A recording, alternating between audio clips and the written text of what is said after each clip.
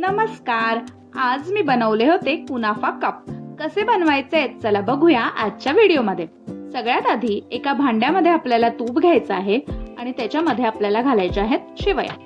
शेवया भाजताना आपण त्याच्यामध्ये ऍड करणार आहोत पिठी साखर. आता पिठी साखर घालूया आणि शेवया चांगल्या मिक्स करूयात आणि भाजून घेऊयात. जेव्हा शेवयांचा रंग असा होईल तेव्हा आपल्याला गॅस बंद करायचा आहे. शेवया जळू द्यायच्या नाहीयेत.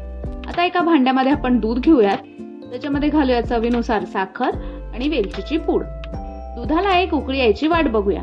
दुधाला उकळी येईपर्यंत इथे आपण एक स्लरी बनवून घेऊयात. इथे मी दुधामध्ये 2 चमचे कस्टर्ड पावडर, 1 चमचा कॉर्नफ्लोअर घालून ही स्लरी बनवून घेतलेली आहे.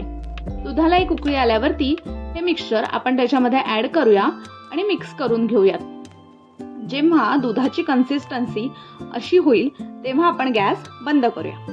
आता आपण करूया प्लेटिंग. सगळ्यात आधी आपल्याला एक शेवयांची लेयर बनवायची आहे. त्याच्यावरती आपण घालणार आहोत कस्टर्ड वाला मिल्क.